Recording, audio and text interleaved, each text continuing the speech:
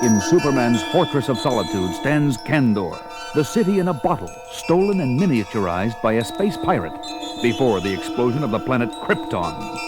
In this controlled environment, 1 million microscopic inhabitants keep the towering civilization of Superman's native world alive. Standing at the podium before a capacity audience in the city's civic center is Dar-Vam, Kandor's Commissioner of Science Police. To the annual Science Police Awards ceremonies. To present the decorations for outstanding officers of the past year, I am privileged to present a man whose visits from the outside world are not nearly often enough. Kal-El, known to most of the galaxy as Superman. Thank you, fellow Kandorians. The job of being a Superman is very different from being a policeman. And so it is, with the greatest respect, that I call Science Police Officer Ron Zah to the podium to accept.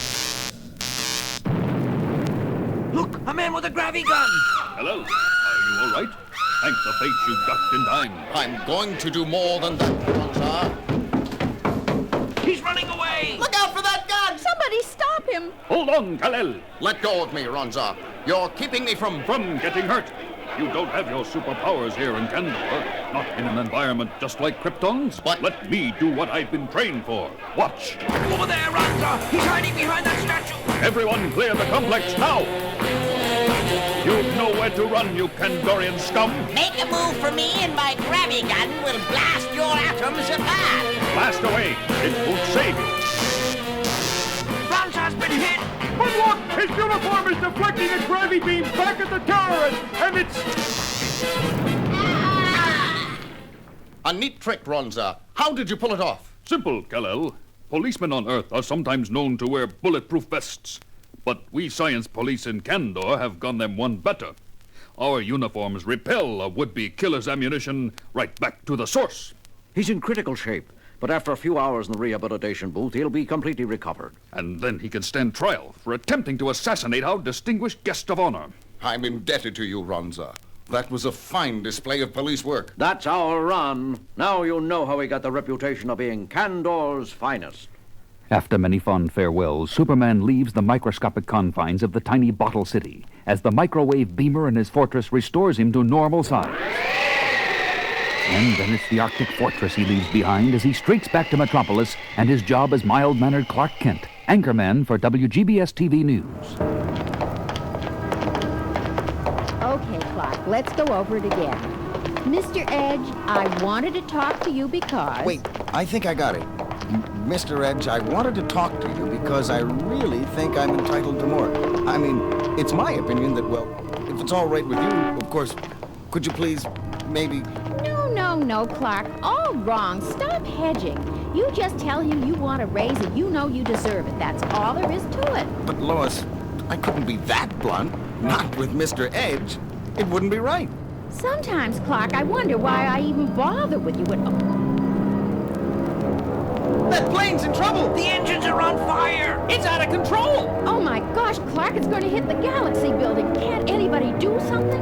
I can, but not standing around here. I've got to slip away and change to... Look, Clark, up in the sky. Great Scott!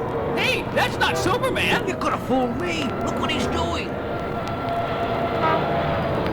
I don't believe this, Clark. A man in a weird costume grabbed the fuselage of that plane and is flying it to safety just like Superman would. Believe me, Lois, I'm as surprised as you are. I'd better find a telephone booth and phone this story into the station. Okay, Clark, but the newspaper byline is mine. But instead of finding a phone, Clark Kent finds a deserted alley, and a heartbeat later the soft-spoken reporter sheds his clothes to become the mighty Man of Steel himself, Superman! And a few moments later, at Metropolis Airport, an astounded ground crew has watched an amazing demonstration. Phew! You don't look like Superman, but you sure operate like him. You brought that twin-engine job in on your shoulders and put out the flames with super breath just like a real pro. Yeah, but if you're not Superman, who are you, buddy? I assure you my name is not Buddy.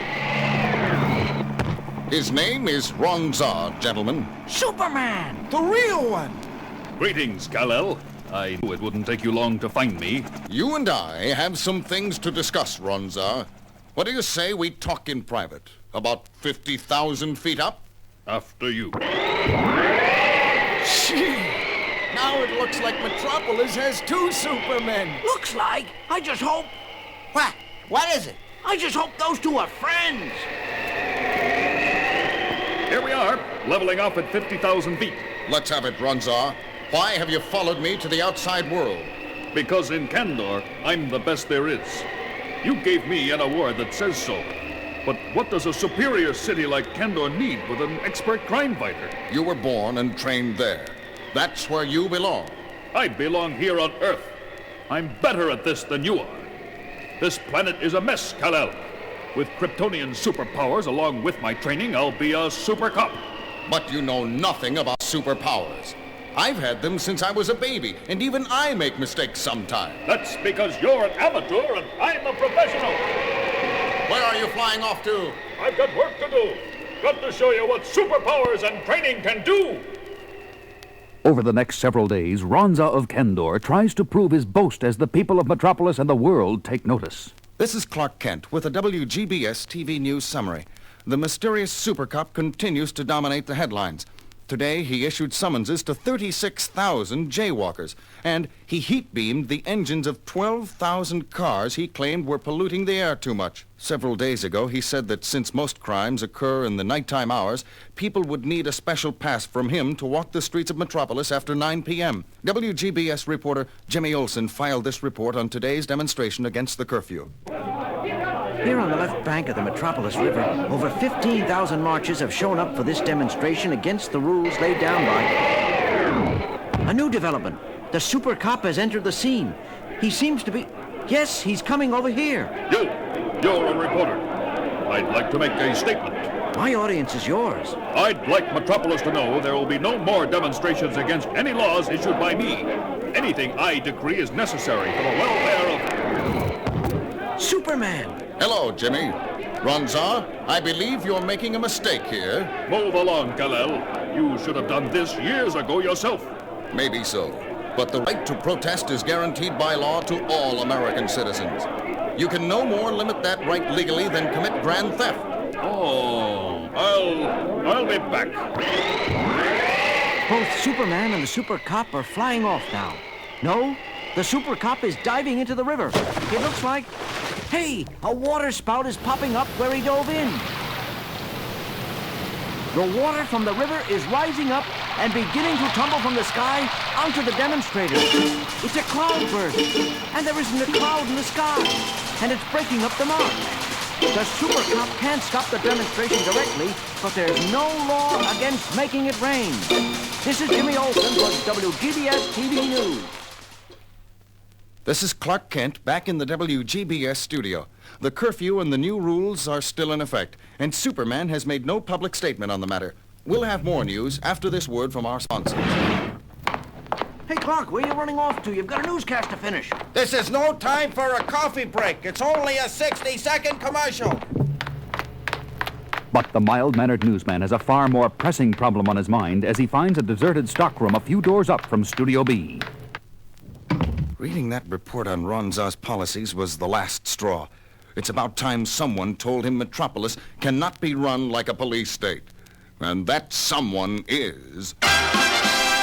Superman! But elsewhere in the city at that moment, another superpowered figure patrols a neighborhood at low altitude.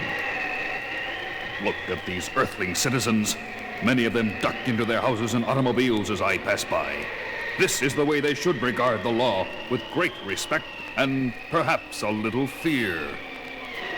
That's what Kal-El's biggest mistake was. He made everyone take Superman for granted, as if he were on their level. He didn't know the law has to be set above the general public for it to function. Now, that's odd. Some sort of strange light beams seem to be emanating from that automobile junkyard up ahead. This bears investigating. The radiation is very weak, and coming from that one primitive automobile over... The headlight of that car turned on some horrible death ray. Can't stand up. No, you can't, can you? Any more than Superman could, if you were he. Who are you? Crouched in the car. Show yourself. Delighted to, super cop, or whatever you call yourself. I'm Lawrence Gabriel, and these quasar beams causing you so much discomfort are a rather brilliant invention of mine. Why would you want to kill me? It wasn't you I was commissioned to destroy, it was Superman.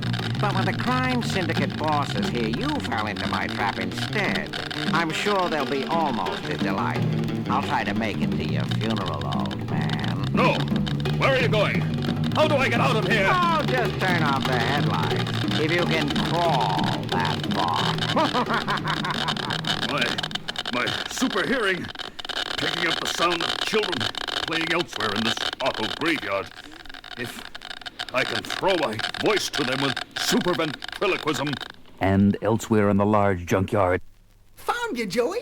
Your shirt was sticking out behind the door. You did not. You didn't see me until after I... Attention! This is Ronza of the Science Police.